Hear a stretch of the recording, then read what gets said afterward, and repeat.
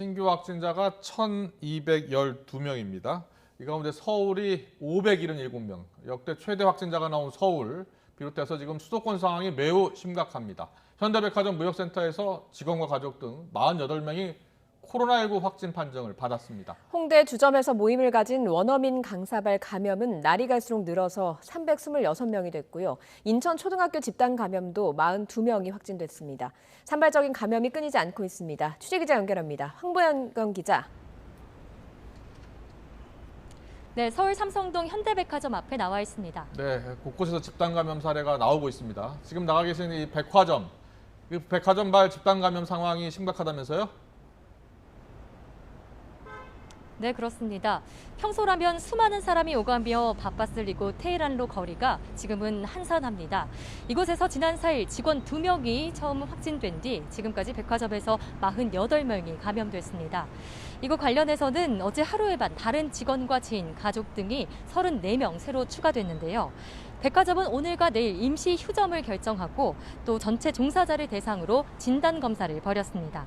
역학조사 결과 확진된 직원 일부가 증상이 나타난 뒤에도 계속 출근했고 탈의실 등을 함께 사용했던 것으로 파악됐습니다.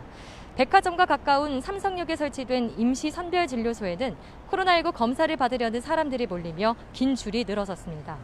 서울 마포구 술집을 다녀간 경기도 어학원 원어민 강사발 확진자 수는 갈수록 늘어 2주 만에 326명이 됐습니다.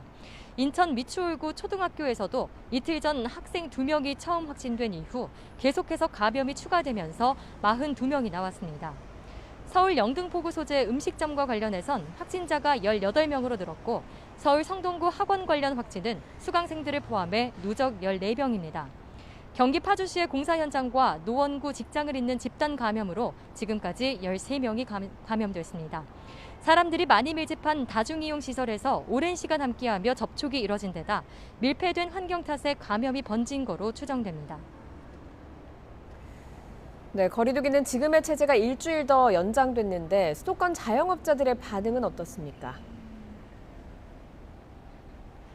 네, 코로나19 상황이 다시 심각해지면서 일부 자영업자들은 큰 한숨을 내쉬고 있습니다. 올해는 작년에보다 더 힘들었다면서 인원 제한만이라도 조금 풀어달라 이런 목소리도 있었는데요.